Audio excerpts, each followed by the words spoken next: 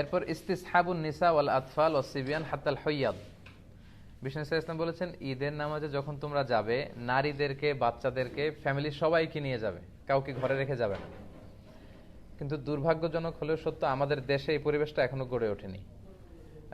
জাতীয় ঈদগাহ ময়দান, বাইতুল মোকাররম সহ দুই একটা জায়গায় হয়তো নারীদের ঈদের সালাতের সিকিউরিটির সাথে ব্যবস্থা রাখা হয়, কিন্তু পুরো দেশব্যাপী এটা আমাদের গড়ে ওঠেনি। সচেতনতার অভাবে আমাদের স্কলাররা মনে করেন যে ফিতনা হবে। ঈদের 2-3 দিন আগে শপিং মলগুলোতে হাঁটা যায় না নারীদের কারণে।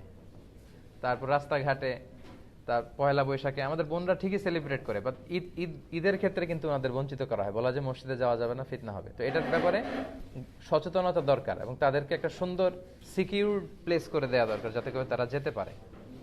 বিশ্বনবী এটাকে এত গুরুত্বপূর্ণ বলেছেন, বিশ্বনবী বলেছেন হাত্তাল হুইয়াদ, মেনস্ট্রুয়েশনাল পিরিয়ড চলছে যে নারীদের, মাসিক, তারাও যাবে। কারণ তারা এটা থেকে বঞ্চিত হবে কেন? কারণ এত বড় গ্যাদারিং বছরে হয় 2টা, তখন খতিব সাহেব মুসলমানদের বিভিন্ন ক্রাইসিস, সমস্যা, সম্ভাবনা নিয়ে কথা বলবে, মোটিভেশনাল কথা বলবে, আমাদের মুসলমানদের কি সমস্যা যাচ্ছে, কি ক্রাইসিস আমরা পার করছি, হ্যাঁ, এই বিষয়গুলো নিয়ে বাৎসরিক একটা মোটিভেশনাল কথা ইমাম বলবেন। তো এটা থেকে যদি আমাদের বোনেরা বঞ্চিত হয়, তাহলে উম্মাটিক ডেভেলপমেন্টটা আমরা করবো কিভাবে? তো সবাইকে একসাথে করতে হবে, সবাই। এজন্যই বিশ্বনবী বলেছেন যে পিরিয়ড যাদের চলবে ওই নারীরাও আসতে হবে। এক মহিলা সাহাবী বললেন, ইয়া রাসূলুল্লাহ, আমাদের অনেকের হেজাব নেই, জেলবাব নেই, আমরা কিভাবে যাব? আল্লাহ রাসূল বললেন, তোমাদের যেই বোনের 2-3টা জেলবাব আছে তাদের কাছ থেকে বড় করে নিয়ে যাবা, যাদের 3টা আছে অন্যদেরকে ধার দিবা, নামাজের পরে আবার তোমাকে দিবে, তারপরেও আসবে।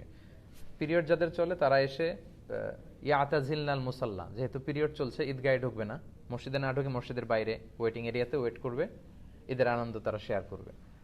ওয়াশতারিক না দাওয়াত আল মুসলিমিন, ইমাম সাহেবের দোয়া, মুসলমানদের দোয়াতে শরীক হবে।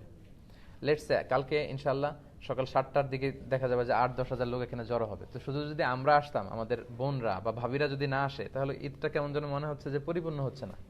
কিন্তু মেয়েরা মেয়েদের এরিয়াতে, ছেলেরা ছেলেদের এরিয়াতে যখন ঈদের শুভেচ্ছা বিনিময় করবে, মানে মনে হয় যে ভালোবাসা, সবাই মিলেমিশে একাকার। এটাই ঈদের মূল স্পিরিট বা সৌন্দর্য আর কি।